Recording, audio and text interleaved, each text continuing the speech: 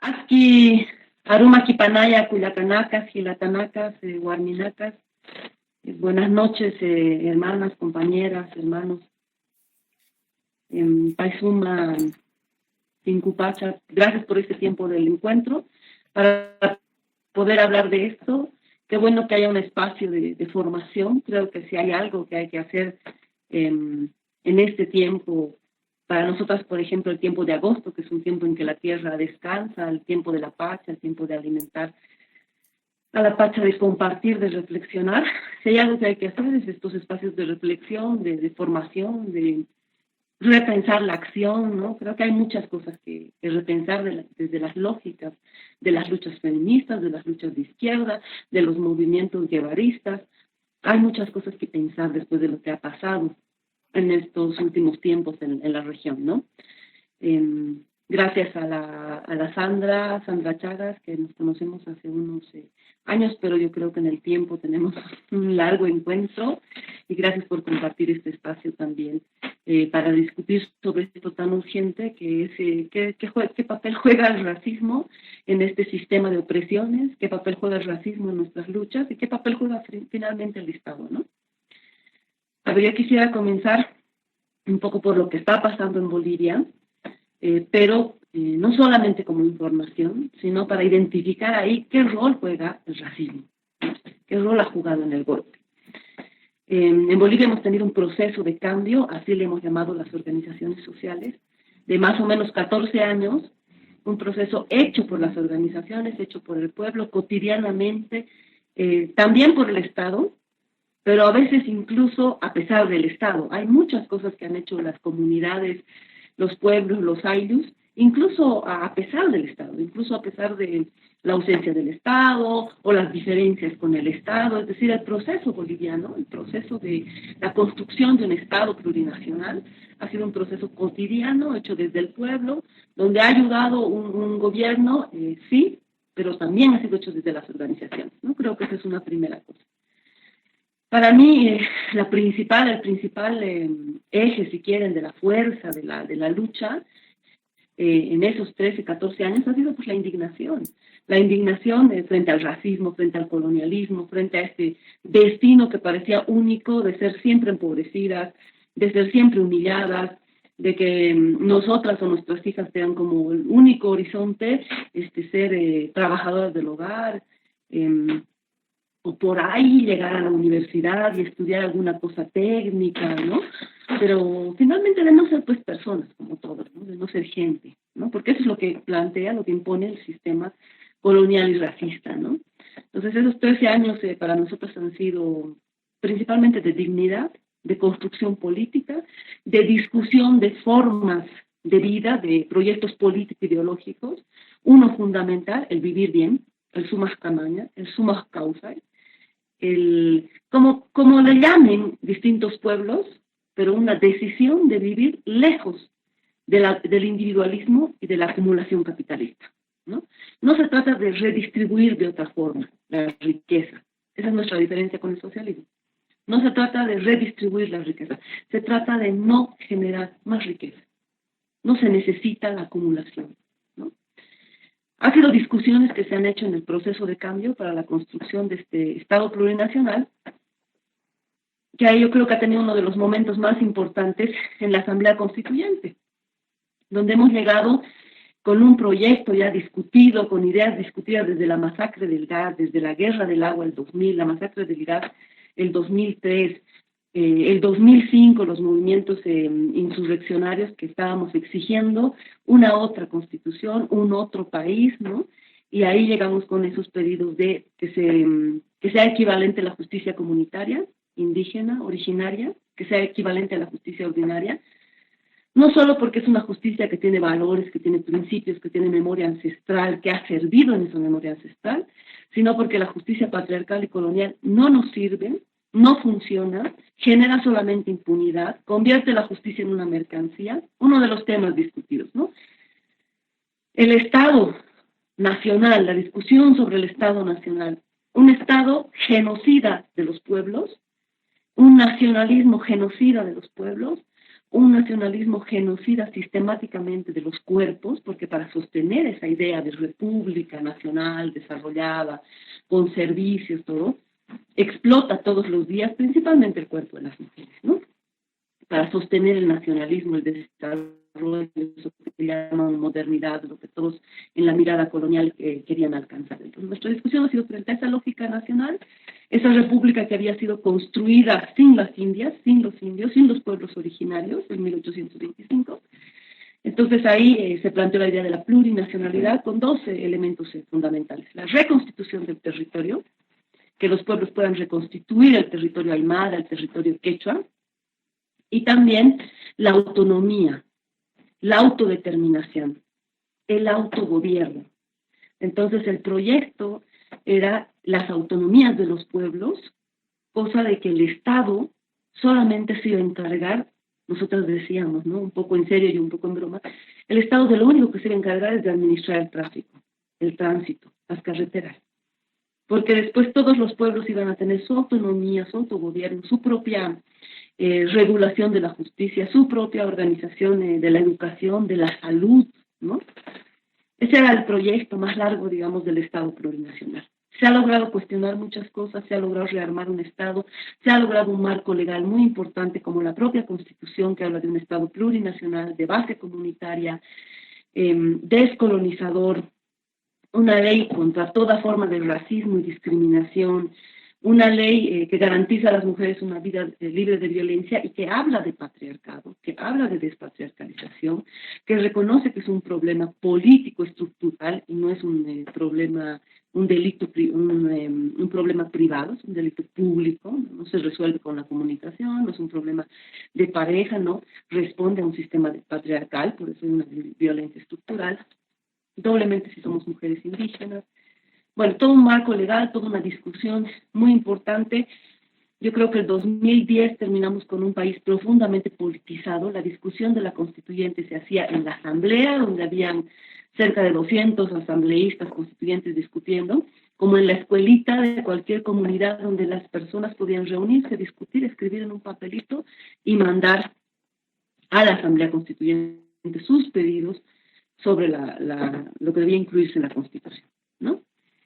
Entonces, esos 13 años de discusión, de construcción de un marco legal, de todo el esfuerzo para construir un marco económico, otro tipo de economía, otro tipo de matriz económica, de modelo económico, ¿no? Que no sea capitalista, que no sea extractivista. Una de las primeras cosas que exigimos desde el 2003 fue la nacionalización de los hidrocarburos y que esa plata sea para el pueblo. Que esa plata sea para las universidades, por ejemplo, para que nuestras guaguas puedan estudiar gratis en la universidad pública, con buenos equipos, con buenos laboratorios, con buenos docentes. Eso lo logramos. La universidad tiene un presupuesto que nunca ha tenido en la historia, pero ha sido una fábrica de racismo.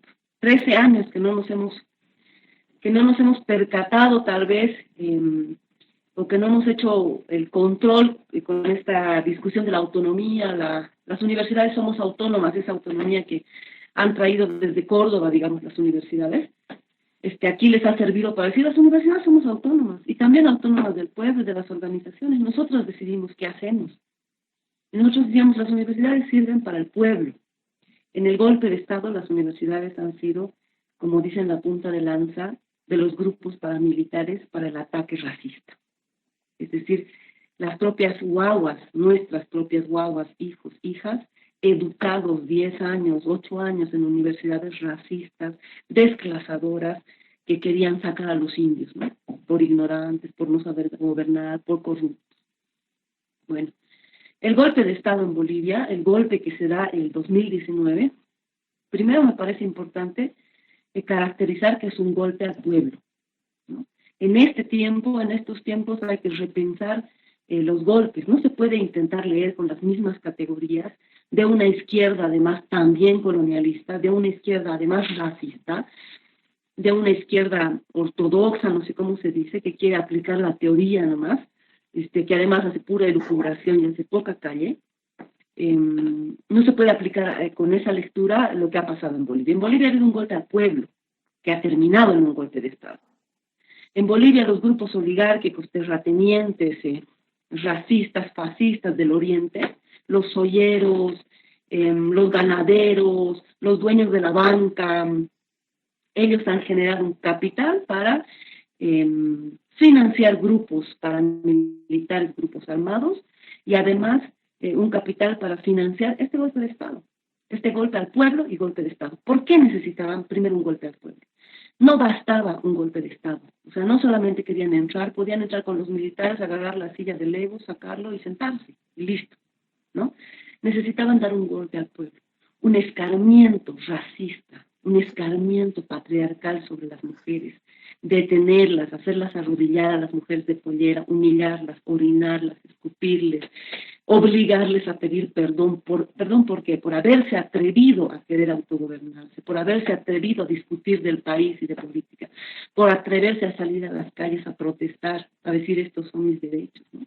Entonces el golpe necesitaba ese carácter racista porque en Bolivia el 63% de la población somos indígenas, originarios, campesinos, aymaras, quechos, guaraníes, cejas. Y es ese pueblo que ha construido un proceso de dignidad, con muchas críticas, con muchas falencias también, pero hecho por el pueblo, hecho por las organizaciones. Entonces los golpistas necesitaban retomar el control de nuestros pueblos, necesitaban escarmentarnos, ¿no? Volvernos a nuestro lugar, es decir, su lugar es este arrodillados frente al patrón, y además reforzar este pacto colonial y racista, recordarnos que no queremos ser hijas de esas mujeres, no queremos ser nietas de esas mujeres, ¿no? Porque hay en la historia de este territorio de la Vía Yala hay un pacto colonial y racista para negar a nuestras madres y abuelas violadas sistemáticamente en la invasión española, ¿no? Entonces es más fácil decir, ay, no sé si soy aymara, pero sí tengo un abuelo español, ¿no? La sangre del violador es mucho más valorada y reconocida. Entonces humilla a estas mujeres, hace un escarmiento, a estas hermanas, también quechuas en el caso de Cochabamba, aymaras en el caso de La Paz, hacen un escarmiento. Entonces el golpe necesitaba ser racista. En este momento el golpe sigue, está aprovechando la pandemia para profundizar sus formas de opresión, de represión, de persecución, ciberpatrullaje, eso yo no lo había escuchado nunca, pero hay más de 15 compañeros encarcelados por tener un grupo de WhatsApp en el que comparten información denunciando el golpe, por tener una cuenta de Facebook donde han denunciado que no había comida en la cuarentena, por convocar a un petardazo, a lanzar petardos desde la puerta de tu casa en la cuarentena, ¿no? Los han acusado de terrorismo, de atentado contra la salud y los han encarcelado por haber publicado un afiche, un meme en su cuenta de Facebook. Entonces, impresionante las formas de represión, de persecución que ha generado este gobierno golpista, este gobierno de facto a la cabeza de una mujer, a quien utilizan para victimizarse, a quien utilizan como esa figura de la madre abnegada, que solamente sabe llorar y no sabe plantear ninguna propuesta, pero que sí sabe mandar a los militares a matar, a disparar. Entonces, el golpe sigue con esas características. Ahora hay una resistencia, porque como dice el Felipe Quispe, estamos cansadas de que nos humillen, ¿no? La rabia nos come los pies, de que nos digan indios de mierda, salvajes, ignorantes, están en los bloqueos contagiando el virus, como si fuéramos ignorantes, como si no podríamos ver que el gobierno ahora, su forma de represión es dejarnos morir en la pandemia, sacar los medicamentos del mercado, cerrar los hospitales en los territorios donde están los pueblos originarios y donde ha estado la resistencia al golpe, negar la atención a los dirigentes y a las dirigentes de organizaciones sociales.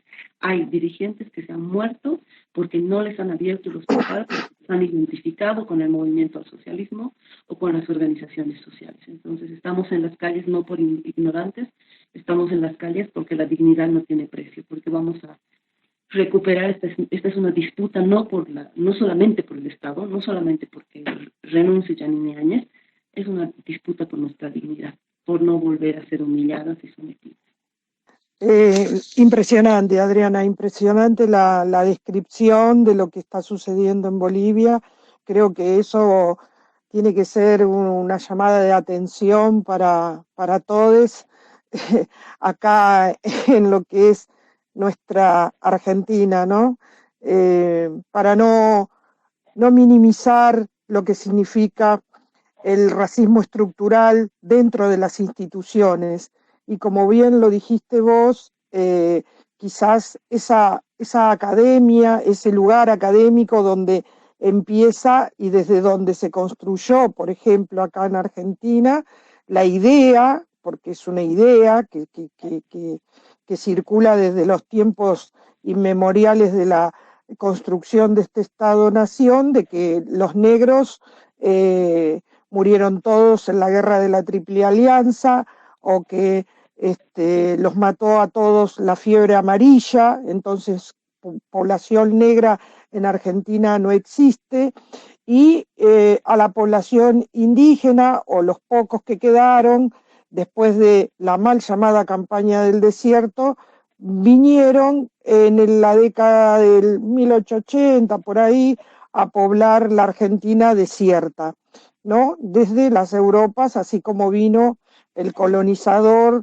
no solo con la espada, sino también con la cruz, porque también eso es algo de lo que nosotras tenemos que hablar.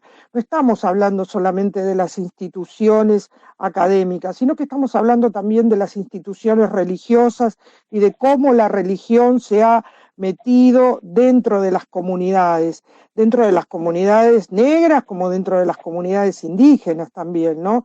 Hay una idea, ahí hay una invisibilización de cómo funciona la religión, las diferentes manifestaciones religiosas, y han metido en la cabeza tanto de las mujeres, de los niños y de todos aquellos que se acercan de alguna manera buscando algo en esa religión, que cuesta identificar como también un instrumento de racismo estructural, donde tenés que asumir y subsumirte a un Dios que te proteja y que te cuide, ¿no? Que nunca es negro ese Dios y nunca es indígena, sino que es blanco también. Entonces tenemos que pensar también en eso, ¿no?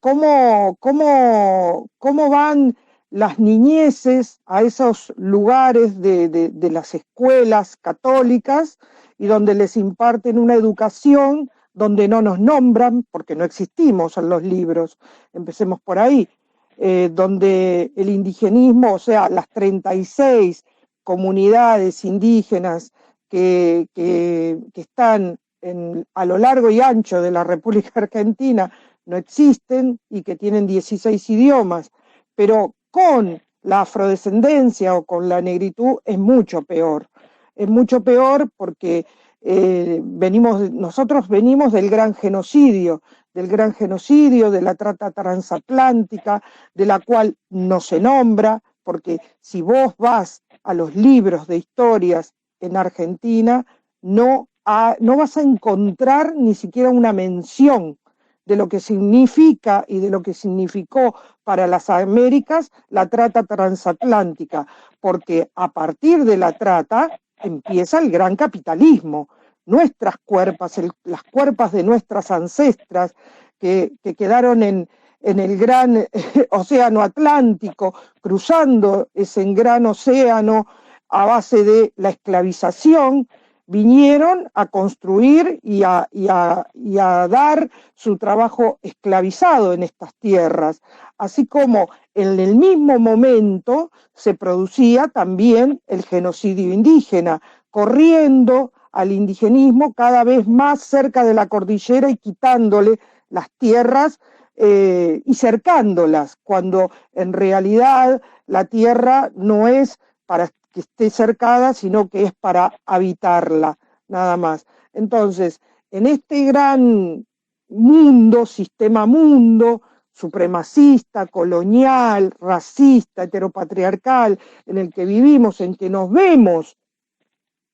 la terrible situación de vivirlo, la blanquedad, porque tenemos que hablar de un sistema de la blanquedad, donde todo lo blanco es bueno, lindo, puro y limpio, y donde lo negro y lo indígena es feo, sucio, malo, y como el gran Sarmiento nos nombró, la chusma. la chusma que hay que erradicar, y eso está en los libros, en grandes libros que todos y todas que han ido a la escuela hemos leído, y que siguen, porque la educación no ha cambiado un ápice, salvo en algunos lugares donde realmente se tiene idea de lo que son los derechos humanos, los derechos que nos vienen negando, donde podemos o donde tratamos desde ese lugar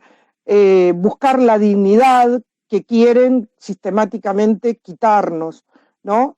Entonces, no podemos acá en Argentina, porque salimos del macrismo, salimos de un gobierno de derecha, no podemos quedarnos pensando que estamos viviendo una linda primavera y que llegará el verano y que estaremos felices los próximos 3 años. Creo que tenemos que pensar en un gran plazo, porque si no vamos a estar como están en Uruguay, vamos a estar como están en Brasil, vamos a estar como están en Bolivia y vamos a estar como se está en Chile o en Paraguay, y estamos rodeados, ¿no? Estamos rodeados de unas derechas, de una cultura en donde lo que vamos perdiendo son todos esos derechos ganados. Entonces, en este momento, lo que más tenemos que hacer es tratar, en lo posible, de cuidar lo que tenemos, porque no es lo mismo, no da lo mismo que de alguna manera se preocupen por la salud, se preocupen porque el pueblo coma, aunque a veces no alcance para todos, pero que no alcance para todos o para todes no significa que no haya una forma de poder contemplar de que el pueblo esté mejor. En ese sentido, nosotros estamos acá en la urbanidad, en una fase de esta COVID pandemia 1 y medio, te diría, porque no salimos, no podemos salir de fase 1, no es lo mismo Buenos Aires capital, no es lo mismo San Juan y no es lo mismo la Patagonia. El territorio es muy grande y entonces en algunos lugares la pandemia está muy fuerte y hay demasiados contagios, y en otras localidades está un poco más abierto. Pero así todo, encontramos dificultades para que el alimento también llegue a todos los hogares. Y hay muchas personas de diferentes lugares que, bueno, que expresan que están en una situación crítica. La situación crítica es el no poder tener el acceso a trabajo. Nosotros entendemos y sabemos que nuestras comunidades trabajan prácticamente en la calle, vendiendo comida, vendiendo artesanías, en la venta pública. Y este momento, ese trabajo, esa tarea está cercenada. No se puede realizar, no podemos estar transitando porque es cuidar al otro y cuidarnos también. Pero estamos también en una situación crítica en el sentido de lo que es lo económico, pero en una situación de cuidado de la salud, para no colapsar los lugares de salud, y eso es importante. Creo que quizás esa sea la diferencia entre lo que está sucediendo en Bolivia, como decías hoy vos, creo que fue por fuera, sin medicamentos, sin alcohol, que no es lo mismo que tú vas aquí a una farmacia y si tenés dinero lo podés comprar porque hay, y si no tenés dinero lo podés solicitar en las diferentes redes que hay, y en algún momento o en algún CESAC o en alguna salita podés encontrar el medicamento. No da lo mismo. Entendemos en ese sentido que sí hay una diferencia, y la diferencia es que tenemos que seguir estando muy atentas al racismo estructural dentro de las instituciones. Y la educación y el lugar educativo es una institución que cuesta mucho cambiar. Acá existe el Día Nacional de los Afroargentinos y de la cultura afro desde el 2013. Y eso no significa que a un compañero, a un muchacho hace poco, entre 11 rugbyers, lo mataron a patadas y a golpes, y mientras le pegaban y lo asesinaban, le gritaban negro de mierda. O sea, hay todavía muchas cosas para hacer. Y desde lo que tiene que ver mi colectivo afrodescendiente, nosotros tenemos el caso de José Delfín Acosta Martínez, asesinado en 1996 por la policía a golpes y a patadas. Después de 24 años, su caso llegó a la Corte Internacional de Costa Rica. El Estado es responsable de ese asesinato por su aparato represor, así como tenemos a Rafael Nahuel, asesinado por la policía, y esa es también la estructura del racismo dentro de las instituciones policíacas y gendarmería y la federal, ¿no? Y las Fuerzas Armadas que deberían tener, y que creo que lo tienen, pero debería ser mucho más exhaustivo, no sé, cursos sobre derechos humanos, sobre lo que es el racismo estructural y lo que son los genocidios, para que entiendan qué es lo que hacen cuando asesinan a una persona negra o indígena sin tan siquiera pedirle el documento, sino solamente por portación de rostro, creyendo que está cometiendo un delito cuando no lo es. Ahí hay una pregunta para Adriana que, a ver, dice, esta racionalización cultural y económica que vos analizás desde el golpe refleja un tipo de guerra civil histórica que vuelve a violentar a los pueblos originarios más allá de la propuesta plurinacional y autodeterminación. ¿Cómo hacer para pensar en la conformación de un bloque político consensuado y unido para resistir ese tipo de golpes o los poderes colonialistas de gran escala que incluso exceden al Estado? ¿Se entiende la pregunta o querés que la volvamos a armar? Sí, yo creo que entiendo algunas partes, pero además era parte de lo que yo quería también traer para dialogar un poco con Sandra. En primera instancia, hablar sobre estas luchas, digamos, que se reciclan, guerra civil, enfrentamiento, ¿no? En Bolivia lo que existe hoy es un problema profundamente racista, una sociedad, un Estado, un territorio construido desde una lógica colonial y racista, ¿no? Aquí hay dos Bolivias, como lo decía en algún momento el Felipe Quispe también, hay dos Bolivias, ¿no? Eso no se va a resolver con las elecciones. Eso no se va a resolver ni siquiera si llegamos a elecciones, si respeta este gobierno de facto las elecciones, etcétera. ¿Cómo se resuelve estas lógicas de poder, estas lógicas, estas jerarquías de los cuerpos, ¿no? De que hay cuerpos que valen y cuerpos que no. Los de las mujeres, las cuerpas, mujeres indígenas, negras, empobrecidas, villeras, ¿no? Entonces ese es el problema, y no solamente en Bolivia, ¿no? En otros territorios también. Pero bueno, planteado ese problema, ¿cómo se resuelve? Nuestro proceso político, nuestro camino ha sido desde la autonomía de los pueblos.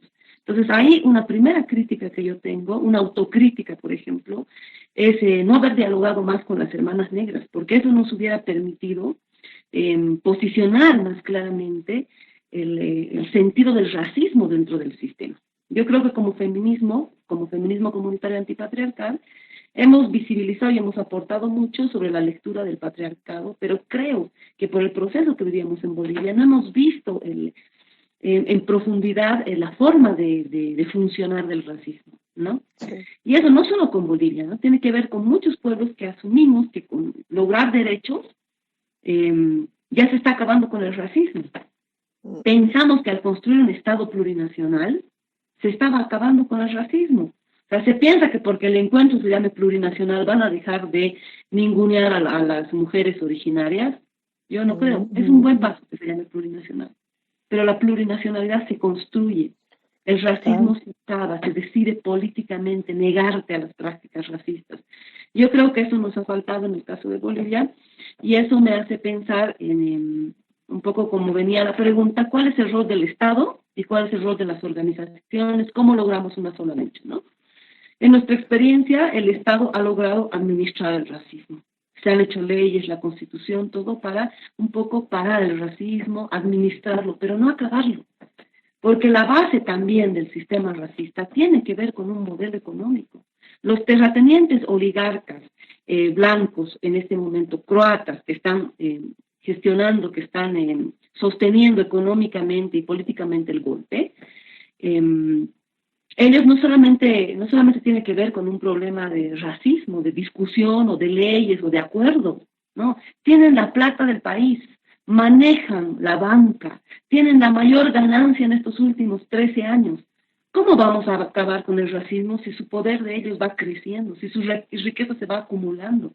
No se puede acabar con el racismo, por eso es estructural, no se puede acabar para nosotros con el racismo si no se atenta contra el poder económico, político y simbólico de esos grupos que detentan la supremacía en los territorios, ¿no? En los 13 años no se ha atentado contra el poder de las oligarquías, no se ha atentado, son dueños, son accionistas de toda la banca, son los terratenientes, son los dueños de los territorios de los pueblos indígenas, los usurpadores de sus territorios, los ganaderos que siempre han recibido créditos. Es más, uno de los más grandes estafadores de las empresas es hoy el ministro de Planificación. Hace una semana ha renunciado en Bolivia el ministro de Planificación y Desarrollo diciendo que las políticas que se están haciendo en Bolivia, en este gobierno de Yanine Áñez, atentan contra el Estado, contra el pueblo, contra todo, y que él no puede y se va.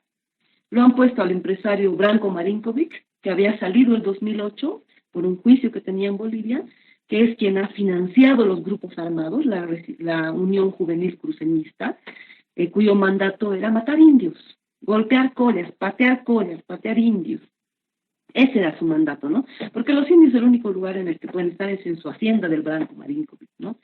Entonces, ¿qué hace el Estado? ¿Puede el Estado acabar con el racismo? ¿Puede el Estado facilitar esa lucha antirracista cuando va a tener que gobernar tanto para las supremacías como para los pueblos originarios? Porque los gobiernos, el rol del Estado es mantener entre los dos un poco que no haya una convulsión social. Ese es el rol de los Estados, ¿no? Tiene que negociar y pactar finalmente con los empresarios, con los terratenientes también. Entonces, ¿es posible construir otro Estado? Esa sería la discusión. ¿Es posible descolonizar el Estado en sí, la estructura estatal? Por un lado eso. Por otro lado, en Bolivia no nos hemos puesto de acuerdo con la izquierda de que una cosa es la autonomía y la autodeterminación de los pueblos y que por eso estábamos peleando nosotras, y otra cosa es el fortalecer el Estado. La izquierda está concentrada en el Estado, en generar derechos, en ampliar coberturas, ¿no? Pero es ese Estado que siguen transando con los empresarios siempre, ¿no? No sé si habrán salido los empresarios que se han beneficiado con Macri en la Argentina, pero ahí deben estar, siguen con sus créditos seguramente, porque así funciona el Estado. Entonces, yo creo que hay que descolonizar ahí la izquierda, ¿no? La izquierda, ¿en qué momento la revolución se queda estancada en el Estado, ¿no? ¿O qué rol juega el Estado en la revolución? Llegar realmente al poder del Estado, que no es el poder real económico, ese es el fin de la revolución. Para mí, como autocrítica en el proceso boliviano, no nos hemos puesto de acuerdo tampoco con la izquierda, porque es una izquierda también colonialista y también racista.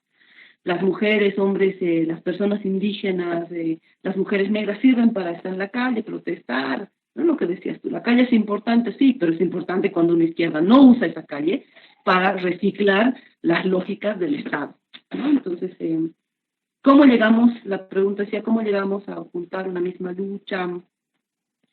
No lo sé porque tenemos cuerpos distintos y las luchas se hacen desde el cuerpo. Y nosotras no hablamos de interseccionalidad o de racialización como categorías que las hemos aprendido en la universidad. Nosotras hablamos de esa racialización, de esa discriminación, de esa desvalorización de nuestro cuerpo porque lo sentimos todos los días. porque lo sentimos en la calle, lo hemos sentido en la escuela, lo hemos visto en nuestras madres, lo sentimos en la universidad, lo sentimos en el feminismo, lo sentimos cuando nos convertimos casi como en un adorno para estar en la postal, ¿no? Es un feminismo diverso porque hay una negra, una indígena y una trans, ¿no? No podemos hacer feminismo de postal ni izquierdas de postal, ¿no? Hay que tener cuidado, como este es un espacio de formación política, hay que tener cuidado con que las categorías se coman la rabia. Cuando nosotros hablamos, nos reconocemos como mujeres aymaras, lo hacemos como una lucha política también, ¿no? No solo como una descripción, hay aymaras y quechas, ¿no? La academia se come la rabia, las categorías se comen la rabia, ¿no? Nosotras, yo en lo personal no me reconozco como racializada, yo soy aymara. Y me parece importante nombrar a mi pueblo y traer la fuerza de mi pueblo y la denuncia que trae el nombre de mi pueblo, un pueblo sometido en un mundo colonial, ¿no? Si a otras les sirven las categorías, yo creo que está bien, ¿no? Son herramientas, pero lo importante es que no se coman la rabia y no se convierta en una elucubración teórica y la izquierda siga hablando de ahora hacerse interseccional. Hace años que la izquierda es interseccional.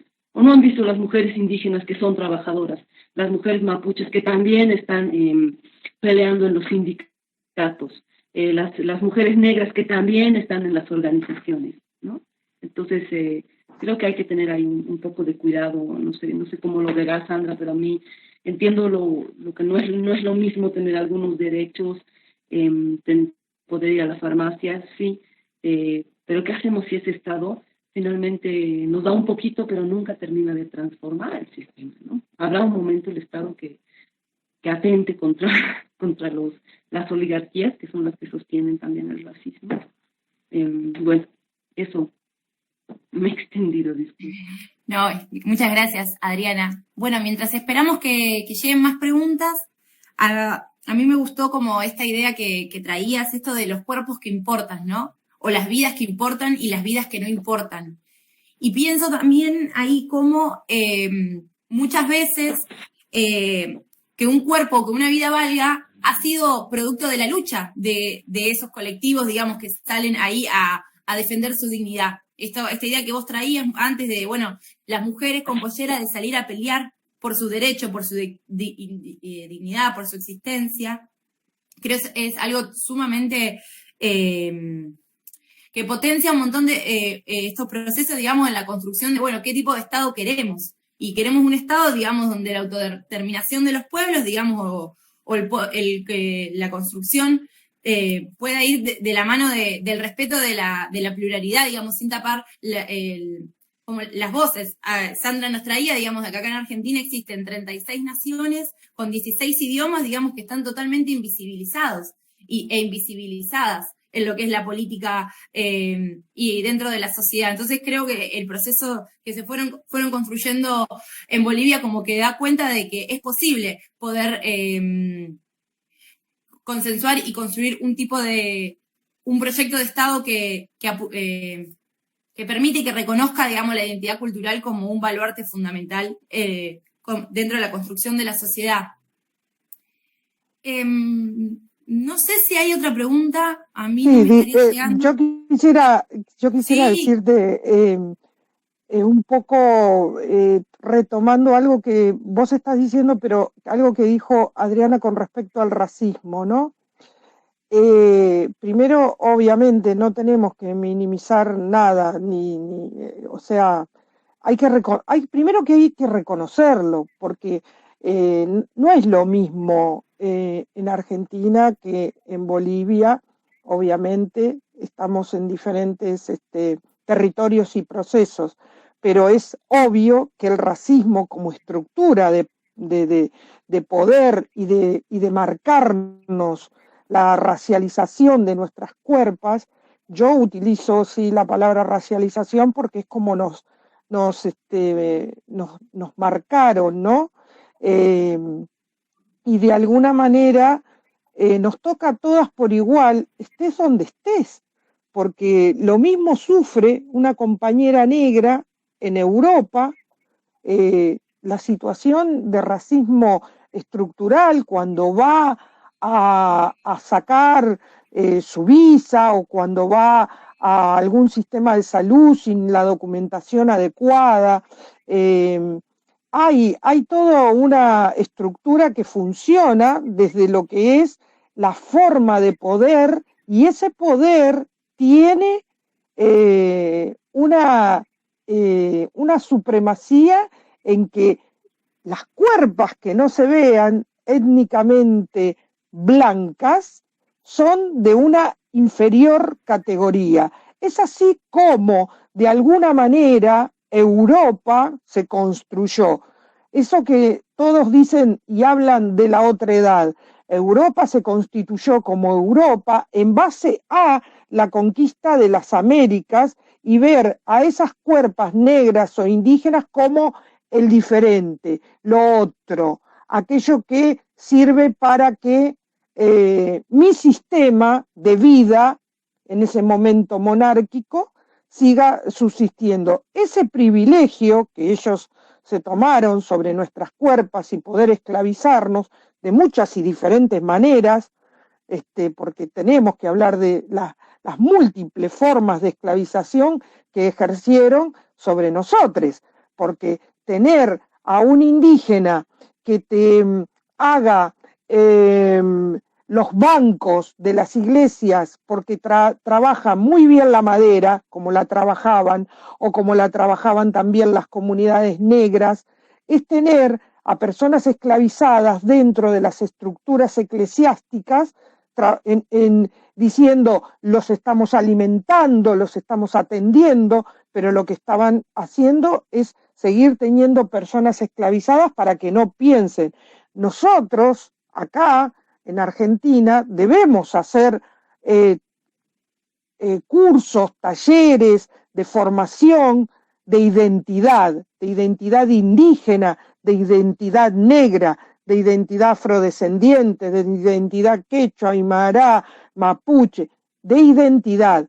Las personas no saben cuál es su identidad real, que tu identidad no es el DNI. El DNI no es una identidad. El DNI sirve para que los estados-nación sepan dónde estamos, cuántas personas somos y en dónde vivís, y te puedan localizar muy rápidamente por cualquier situación legal que tengas. Tu identidad no es un DNI. Y la verdad que en ese sentido, el trabajo que hacemos muchas de las organizaciones, muchas de las comunidades indígenas o negras, o estos mismos conversatorios, sirven para que personas que realmente no saben ni conocen de su identidad puedan encontrar, identificarse, saber dónde está ese pariente indígena, ese pariente negro, escondido debajo de la alfombra y negado sistemáticamente dentro de las familias. Acá, en Argentina, tenemos un gran problema que es la identidad. Las personas se miran a los espejos y se creen y se ven blancas, y no lo son. ¿Cuándo se dan cuenta? ¡Oh, casualidad! Se van a Europa y se dieron cuenta que no son blancos, que son sudacas, que no son, que por más que tengas el apellido de tu abuelo Rodríguez o como quieras que se llame, tu cara indígena, tu cara negra, tu afroindígena o tu indígena afro salta. Entonces, hay que hacer un gran trabajo identitario, porque quizás, Adriana, muchas de las personas indígenas o afrodescendientes no quieran reconocerse en esas identidades, ¿no? En ese indigenismo o en esa negritud. ¿Quién querría ser negro si todo lo que es negro está asociado con lo malo? Yo me canso de ver en la televisión argentina que los lunes son negros, que si sube el dólar es negro, que si hay un embotellamiento es un quilombo y no se ayornan ni con las palabras que son afro y son indígenas y nos niegan sistemáticamente. Insisto en el sistema educativo racista, de una sola línea hegemónica, blanca. Vivimos mirando a Europa, no sabemos ni dónde queda el riachuelo, por decir una cosa así simple. Ese es el punto. No tenemos que hacer una reconstrucción hacia adentro de nuestras identidades. Yo no voy a hablar de las izquierdas y de las derechas, pero está a la vista que no es lo mismo una cosa que la otra. Ahora, ¿de qué manera en esos espacios que son absolutamente patriarcales, siguen siendo, y hasta a veces veo compañeras que se dicen feministas hablando de una forma que realmente me preocupa? Entonces, tenemos que construir otra cosa. Disculpen. Muchas gracias, Sandra. Muy, muy linda ambas intervenciones. El DAREC no se nos estaría actualizando, así que por ahí ver si por el chat de esta... acá. Bien, llegó. Tanto para Adriana como para Sandra. Desde el feminismo comunitario se logró instalar una lucha contra la megaminería y el extractivismo, mientras que para los sectores de los gobiernos progresistas se median sus acciones en términos de desarrollo. ¿Cómo piensa la posibilidad de una salida del golpe en relación a estos sectores del gobierno? Por ahí es más para Adriana esta. Sí. Yo creo que tiene que ver, sí, con Bolivia, pero es una forma de hacer autocrítica, de replantearnos algo que vienen diciendo también ustedes, ¿no? Si el Estado puede ser interseccional, si las políticas pueden ser interseccionales. De verdad hay que preguntarse la validez y la vigencia del Estado en este momento, ¿no? En Bolivia, pero en el mundo. En el mundo, en Europa, en Estados Unidos, los estados han demostrado que no les sirven a los pueblos, que nunca han hecho un sistema de salud para los pueblos, que han sido insuficientes, que no les ha importado la vida principalmente de los empobrecidos, de los indígenas, de las y de los negros.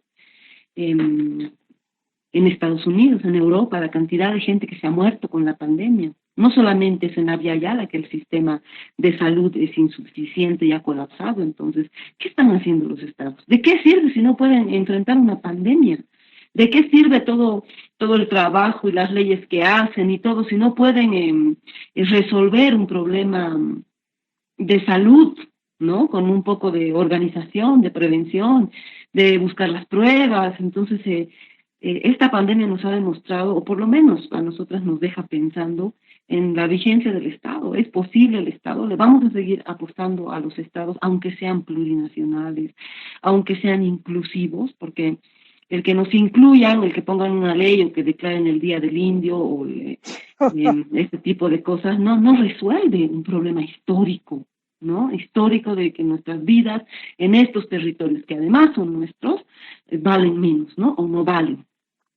Entonces, yo creo que hay que preguntarse si es posible construir otro tipo de Estado.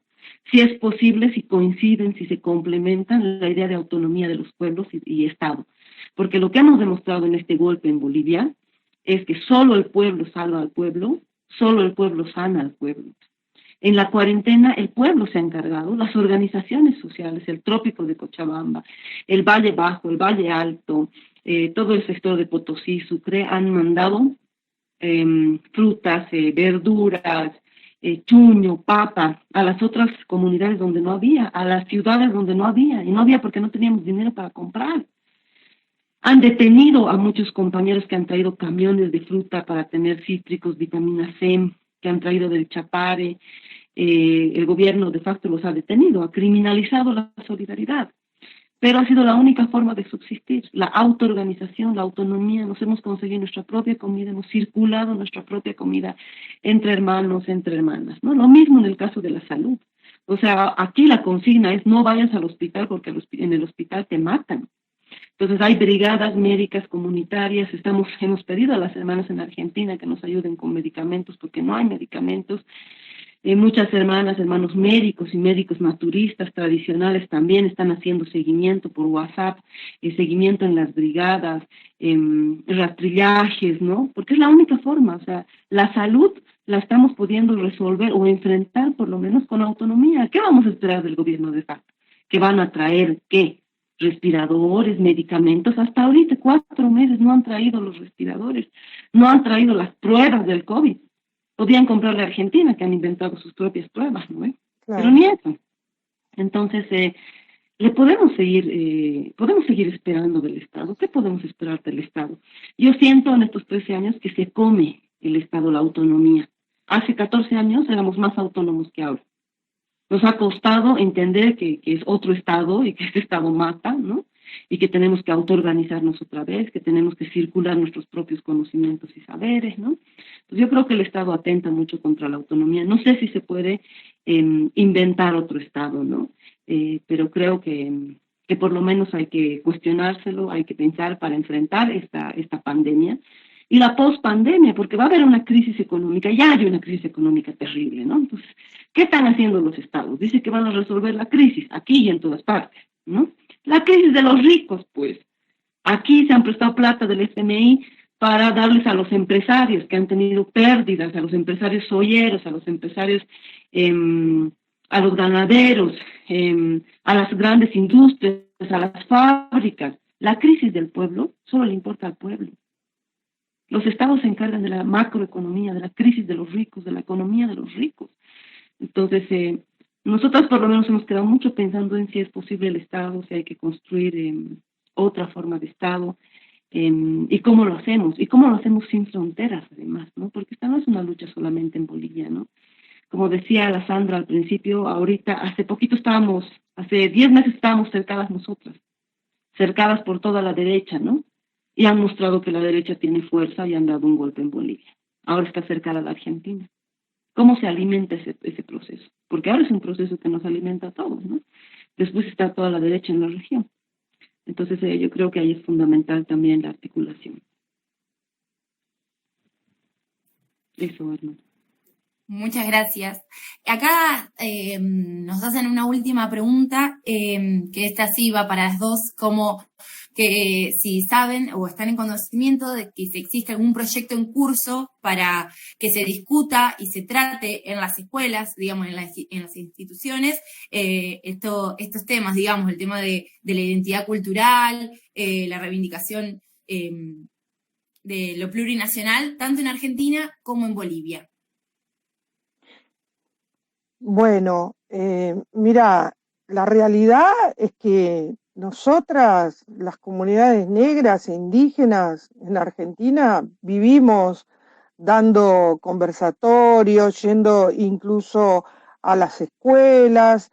Yo actualmente estoy estudiando en la ULA, en la Universidad de Lanús, una licenciatura en Justicia y Derechos Humanos, no porque necesite el título, sino porque necesito saber cómo funciona también el sistema dentro de las universidades. Es un poco lo que recién hablaba Adriana.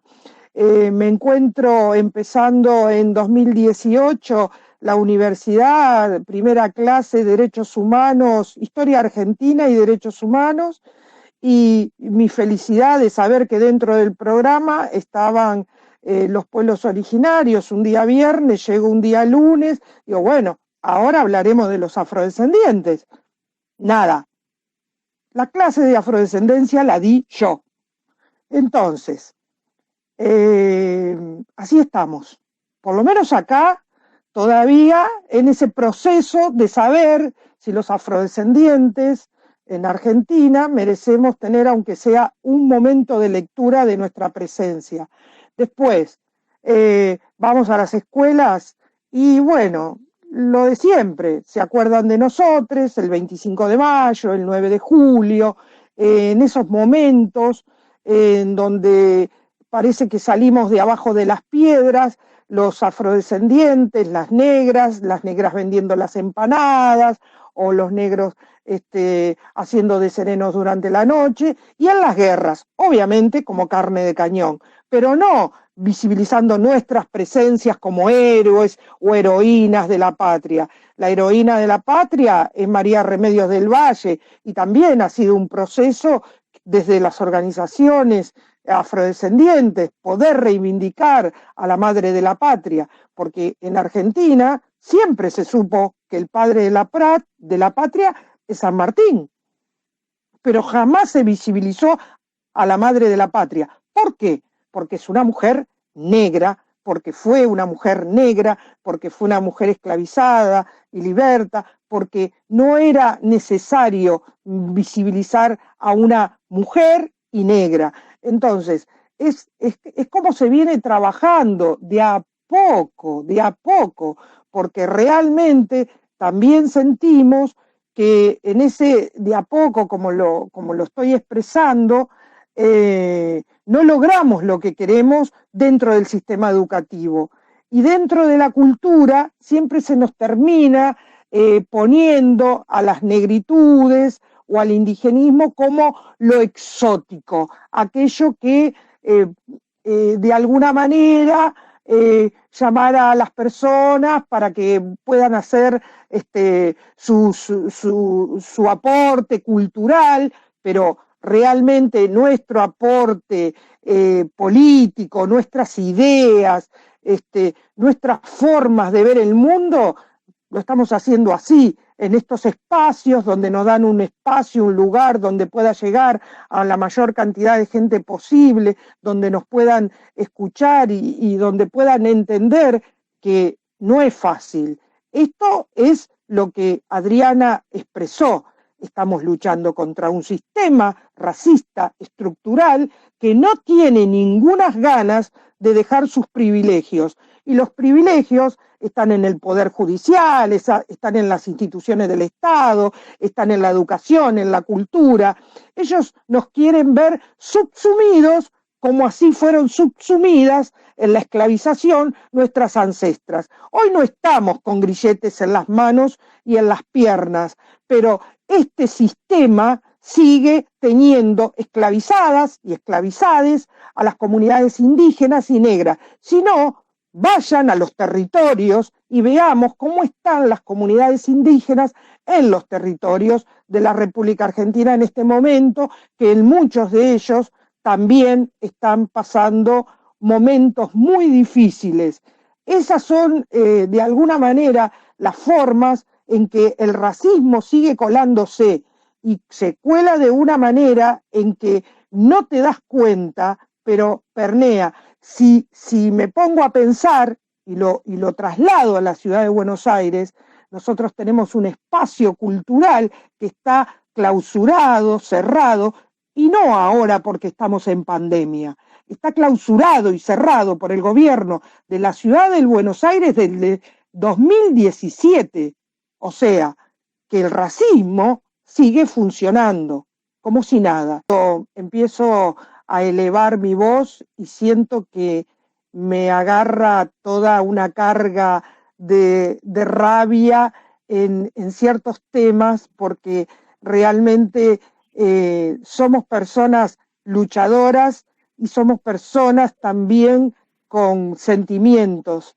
Y en estos momentos, tanto Adriana la siento como yo, estamos pasando momentos muy difíciles, algunos encerrados, que puede ser casi más cuidados, porque tenés la posibilidad de estar encerrada, ¿no?